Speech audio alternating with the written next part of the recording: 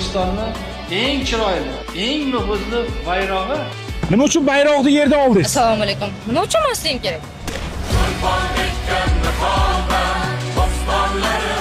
Bugun 18-noyabr bayroq kuniga mana shu bayrog'imiz tushirilgan ajoyib gulni sizga bermoqchi edik. Rahmat. Ko'p inson befarq bo'ldi-da. Rahmat.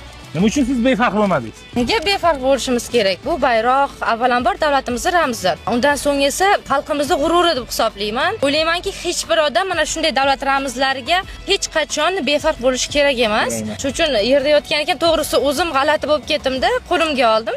Har bir fuqaro o'ylashimcha shunaqa davlat ramzlariga albatta bir hurmatda bo'lishi kerak. Biz qayerda bo'lishimizdan qat'iy nazar musofirda bo'lamizmi, o'zimizda, vatanimizda bo'lamizmi? Qachonlarda shu bir bayrog'imizga ko'zimiz tushsa, etimiz jimirlab ketadi-da. Ijtimoiy tarmoqlarda kuzatib borardim. O'zim kutmagandim. Mana shu hamkorimiz Seven Saber'dan mana shu davlatimiz ramzi bayrog'imiz tushirilgan ajoyib kepka sizga.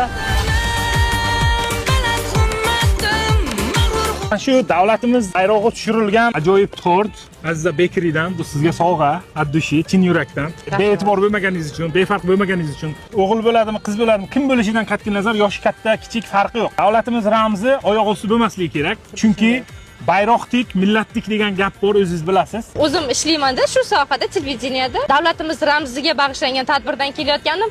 Bu esa umuman kutilmagan jarayon bo'ldi. Juda ham xursandman, rahmat sizga. Bayrog'ing boshingda hilpirar, porlagay istiqlol mash'ali.